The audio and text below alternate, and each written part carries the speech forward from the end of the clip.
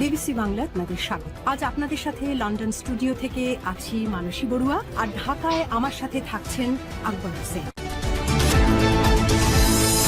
বাংলাদেশের সর্বশেষ গুরুত্বপূর্ণ আপডেট সংবাদে আপনাকে স্বাগত। শুরুতেই সংবাদ শিরোনাম, পরে বিস্তারিত। প্রথমেই জানাবো, রাস্তায় নেমে মব তৈরির সংস্কৃতি গণতন্ত্রকে দুর্বল করে দিয়েছে বললেন মির্জা ফখরুল। বিএনপির মহাসচিব ও স্থানীয় সরকার মন্ত্রী মির্জা ফখরুল ইসলাম আলমগীর বলেছেন, টেকসই গণতন্ত্র প্রতিষ্ঠার জন্য শুধু নির্বাচন বা সরকার পরিবর্তনই যথেষ্ট নয়। এর জন্য প্রয়োজনে দীর্ঘমেয়াদী গণতান্ত্রিক চর্চা, সহনশীলতা এবং শক্তিশালী প্রতিষ্ঠান।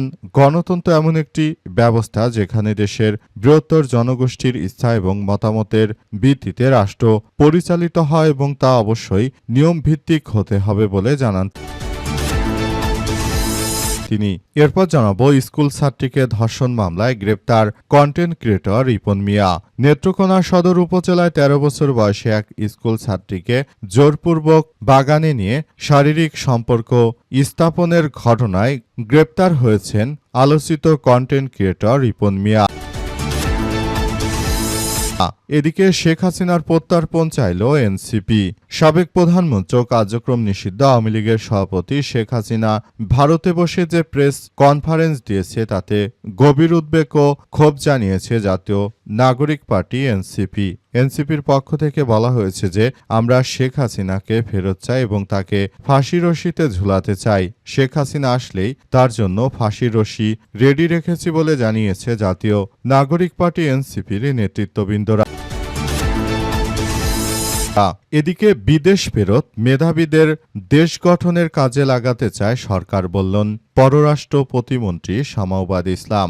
যারা বিদেশে দীর্ঘদিন কাজ করেছে এবং বিদেশ থেকে তারা অভিজ্ঞতা নিয়ে দেশে ফেরত এসেছে, এমন বিদেশ ফেরতদের দিয়ে সরকার তাদের মেধার মূল্যায়ন করতে চায় এবং বিদেশ ফেরত মেধাবীদের নিয়ে একটি সুন্দর ও সমৃদ্ধি রাষ্ট্র কাঠামো বর্তমান সরকার গড়ে তুলতে চায় বলে জানিয়েছেন পররাষ্ট্র প্রতিমন্ত্রী শামাউবাদ ইসলাম। এবারে জানাবো, নিজ খামার থেকে সাবেক পুলিশ সদস্যের মরদেহ উদ্ধার। কিশোরগঞ্জের সদরের লক্ষ্মীগঞ্জ বেরোয়াইল গ্রাম এলাকায় একটি মৎস্য খামার থেকে অনিক মিয়া ৩৫ নামে সাবেক এক পুলিশ সদস্যের মরদেহ উদ্ধার করা হয়েছে। তবে কিভাবে তার মৃত্যু হয়েছে সে সম্পর্কে এখন পর্যন্ত কোনো তথ্য জানা যায়নি। এবং সর্বশেষ জানাবো, ইয়েমেন থেকে সৌদি আরবে হামলা, শিশুসহ আহত ১১। ইয়েমেনে ইরান সমর্থিত সশস্ত্র গোষ্ঠী হুতির হামলায় সৌদি আরবের দক্ষিণাঞ্চলে শিশুসহ ১১ জন বেসামরিক মানুষ গুরুতর আহত হয়েছে। পরিপ্রেক্ষিতে হুতি ও ইরান সমর্থিত ইরাকি সশস্ত্র গোষ্ঠীগুলোর লক্ষ্য শীঘ্রই সমর্থিত হামলা চালানো হবে বলে হুঁশিয়ারি দিয়েছে সৌদি সরকার। সৌদি সরকার আরও জানিয়েছে যে, তারা মূলত নতুন করে আক্রমণ চালাতে চায়, যে আক্রমণ সৌদি থেকে পরিচালিত হবে এবং ইরান তথা মধ্যপ্রাচ্যে ইরানের সমর্থক যেসব গোষ্ঠীগুলো রয়েছে তাদের সবার উপরই আক্রমণ চালাবে সৌদি আরব। প্রিয় দর্শক, এতক্ষণ শুনছিলেন সংবাদ শিরোনাম, এবারে বিস্তারিত।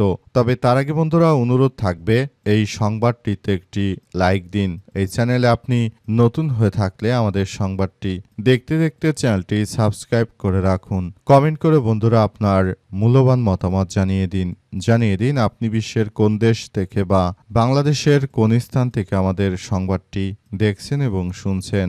আর বন্ধুরা, সংবাদটি আপনার সোশ্যাল মিডিয়া ফেসবুকে শেয়ার করে বন্ধুদেরও দেখার সুযোগ করে দিন।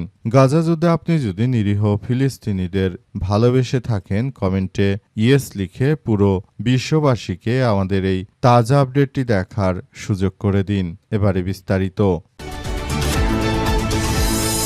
রাস্তায় নেমে মব তৈরির সংস্কৃতি বাংলাদেশের গণতন্ত্রকে দুর্বল করেছে বললেন মির্জা ফখরুল ইসলাম আলমগীর। বিএনপির মহাসচিব মির্জা ফখরুল ইসলাম আলমগীর জানিয়েছেন যে, বাংলাদেশে তারা মব তৈরি করে দেশটাকে একটি ধ্বংসস্তূপের দিকে ঠেলে দিচ্ছে। আমরা বিষয়গুলো নিয়ে সবাই খুব বেশি আশাহত হয়েছি, কারণ বাংলাদেশে তারা মব কালচার তৈরি করার মধ্য দিয়ে যেভাবে দেশটাকে একটি অপসংস্কৃতির দিকে ঠেলে দিতে চেয়েছিল, সেখান থেকে বিএনপি সরকার নির্বাচিত হয়ে দেশটাকে আবার একটি ভালো অবস্থানের দিকে এগিয়ে নিয়ে যাচ্ছে। এ অবস্থায় সবাইকে আরও বেশি কার্যকর পরিস্থিতির সৃষ্টি হতে পারে বলে জানা গেছে। এই ধরনের ঘটনার মধ্য দিয়ে আসলে সবাইকে আরও বেশি সজাগ থাকার জন্য উল্লেখ করা হয়েছে।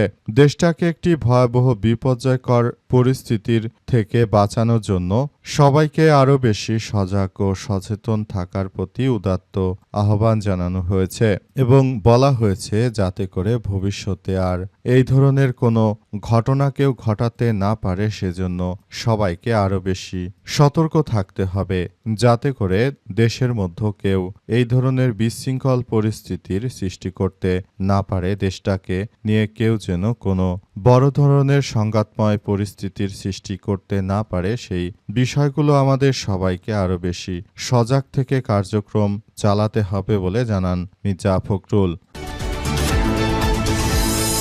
স্কুল ছাত্রীকে ধর্ষণের মামলায় কন্টেন্ট ক্রিয়েটর রিপন মিয়া গ্রেপ্তার। নেত্রকোনা সদর উপজেলায় ১৩ বছর বয়সে এক স্কুল ছাত্রীকে ধর্ষণের অভিযোগ দায়ের করার মামলায় বহুল আলোচিত কন্টেন্ট ক্রিয়েটর রিপন মিয়াকে গ্রেপ্তার করেছে র্যাপিড অ্যাকশন ব্যাটালিয়ন র্যাব। আজ রাতে ময়মনসিংহের গৌরীপুর এলাকা থেকে এক বিশেষ অভিযান চালিয়ে তাকে আটক করে র্যাবের সদস্যরা। ময়মনসিংহের র্যাব ১৪ সদর দপ্তর company commander major Mir Ishtiaq Amin গ্রেপ্তারের তথ্যটি নিশ্চিত করেছেন। তথ্যপ্রযুক্তি ও গোপন সংবাদের ভিত্তিতে চালানো অভিযানে রিপন মিয়াকে আটক করা হয়। পরবর্তী আইনি প্রক্রিয়া সম্পূর্ণ করতে তাকে নেত্রকোনা মডেল থানায় হস্তান্তর করা হয়েছে। পুলিশ সূত্র থেকে জানা গেছে যে মঙ্গলবার রাতে ভুক্তভোগী স্কুল ছাত্রীর বাবা বাদী হয়ে নেত্রকোনা মডেল থানায় মামলাটি দায়ের করেন। মামলায় রিপন মিয়ার নাম উল্লেখ সহ অজ্ঞাত পরিচয় আরও ৮ জনকে আসামি করা হয়। মামলার পর থেকে অভিযুক্ত রিপন আত্মগোপনে ছিলেন। এই ঘটনায় এজাহার থেকে জানা গেছে যে গত ১ আগস্ট সন্ধ্যায় ভুক্তভোগী মেয়েটি বাড়ির উঠানে রান্নার কাজ করছিলেন। সে সময় তার বাবা মা কাজের প্রয়োজনে বাড়ির বাইরে ছিলেন। এই সুযোগে রিপন মিয়া তাকে জোরপূর্বক তুলে পাশের এক জঙ্গলে নিয়ে ধর্ষণ করে। শিশুটির চিৎকারে স্থানীয়রা ছুটে এলে অভিযুক্ত দ্রুত সেখান থেকে পালিয়ে যায়। এই ঘটনার পর গত সোমবার রাতে স্থানীয় একটি বাজারে রাজনৈতিক দলের কার্যালয় বা বিএনপির কার্যালয়ে মীমাংসের এক সালিশ বৈঠক বসে। অভিযোগ উঠে আসে যে উক্ত সালিশে রিপন মিয়াকে ৫ লক্ষ টাকা জরিমানা, এলাকা ছাড়ার সিদ্ধান্ত প্রদান করা হয়। পরবর্তীতে ওই সালিশ বৈঠকের ভিডিও সামাজিক যোগাযোগ মাধ্যমে ছড়িয়ে পড়লে দেশ জুড়ে তীব্র চাঞ্চল্যের সৃষ্টি হয়। নেত্রকোনা মডেল থানার কর্মকর্তা ওসি আবুল খায়ের জানান যে ঘটনার বিস্তারিত সবকিছু যখন আমরা জানতে পারলাম তখনই রিপন মিয়ার বিরুদ্ধে আইনগত ব্যবস্থা গ্রহণের সিদ্ধান্ত গ্রহণ করা হয়েছে এবং যেহেতু রিপন মিয়া একজন ভাইরাল পারসন হতে সারা দেশ জুড়ে দ্রুতই রিপন মিয়ার এই কুকীর্তি ছড়িয়ে পড়ে, তখন সবাই আসলে রিপন মিয়ার এই ধরনের কার্যক্রমে সবাই খুবই অসন্তোষ প্রকাশ করেছে। রিপনের এই ধরনের কর্মকাণ্ডে সবাই হতচকিত হয়েছে যে আসলে রিপনের মতো মানুষও এই ধরনের একটি ঘটনা ঘটিয়ে ফেলল। শেখ হাসিনার প্রত্যর্পণ চাইল এনসিপি। সাবেক প্রধানমন্ত্রী ও কার্যক্রম নিষিদ্ধ আওয়ামী লীগের সভাপতি শেখ হাসিনা বর্তমান ভারতে বসে বাংলাদেশের বিরুদ্ধে বিভিন্ন মিথ্যাচার করে বেড়াচ্ছে বলে অভিযোগ করেছে জাতীয় নাগরিক পার্টি এনসিপি। এনসিপির পক্ষ থেকে বলা হয়েছে যে আমরা শেখ হাসিনাকে ফেরত চাই। শেখ হাসিনা যেহেতু বাংলাদেশে ফেরত আসতে চায়, আমরা শেখ হাসিনাকে বাংলাদেশে ফেরত চাই। শেখ হাসিনাকে বাংলাদেশে ফেরত এনেই তাকে আমরা ফাঁসি রশিতে ঝুলাবো, সেজন্য আমরা প্রস্তুতি নিয়েছি বলে জানিয়েছেন জাতীয় নাগরিক পার্টি এনসিপির নেতৃত্ববৃন্দ। আজ সংবাদ সম্মেলনে তারা এমন কথা জানান। শেখ হাসিনার লাইভে এসে বাংলাদেশের বিরুদ্ধে বিভিন্ন বক্তব্য দেওয়ার পরই এমন এনসিপির নেতাকর্মীরা এই ধরনের কথাবার্তা বলতে শুরু করেছে। এনসিপির নেতাকর্মীরা আরও জানিয়েছে যে বাংলাদেশটাকে তো ভালো থাকতে দিবে না হাসিনা, তার যেহেতু এতই দেশে আসার শখ তাহলে আসুক, আমরা তার জন্য অপেক্ষা অপেক্ষা করছি। আমরা মনে করি যে দেশের অভ্যন্তরে যে ধরনের কার্যক্রম চলছে, অর্থাৎ দেশ জুড়ে যে ধরনের সন্ত্রাসী কার্যক্রম শুরু হয়েছে, আওয়ামী লীগের নেতাকর্মীরা আসলে যেটা শুরু করেছে এর থেকে আসলে আমাদেরকে বেরিয়ে আসতে হবে। যদি দেশটাকে সুন্দরভাবে গড়ে তোলা না যায় তাহলে ভবিষ্যতে আমরা বাংলাদেশটাকে আর ভালো অবস্থানে নিতে পারবো না। তাই হাসিনার ফাঁসি অত্যন্ত গুরুত্বপূর্ণ একটি বিষয়। শেখ হাসিনা দেশে ফিরলে আমরা তাকে যথাযথ প্রক্রিয়ার মধ্য দিয়ে ফাঁসি রশিতে ঝুলাতে পারবো, সেই প্রত্যাশা আমাদের বলে জানান এনসিপি নেতাকর্মীরা।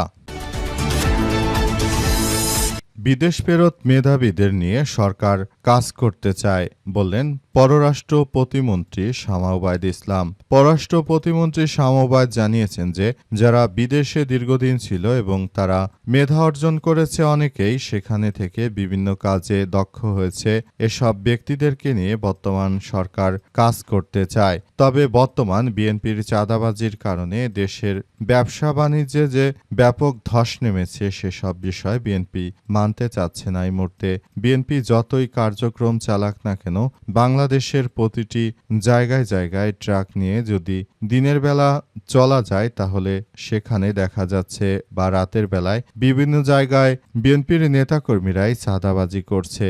এসব চাঁদাবাজদের কারণে আসলে দেশের অভ্যন্তরে এক ভয়াবহ বিপর্যয়কর পরিস্থিতির সৃষ্টি হচ্ছে। সুতরাং এই ধরনের বিপর্যয়কর পরিস্থিতির মধ্য দিয়ে যাওয়ার জন্যই আসলে নতুন করে এক ভয়াবহ যে বিষয় সৃষ্টি হয়েছে, এজন্য বাংলাদেশে যতই বিএনপি সরকার ব্যবসার কথা বলুক না কেন, বাস্তবতা সম্পূর্ণ ভিন্ন। এদেশে ব্যবসা বাণিজ্যের আর কোনো পরিবেশ বিএনপি রাখেনি। তারা মূলত শুধুমাত্র নিজেদের স্বার্থ হাসিল করার জন্যই নেতাকর্মীদের যেভাবে তারা আসলে প্রতিটি সেক্টর ধ্বংস করছে, সেটি আসলে কোনোভাবেই গ্রহণযোগ্য নয়।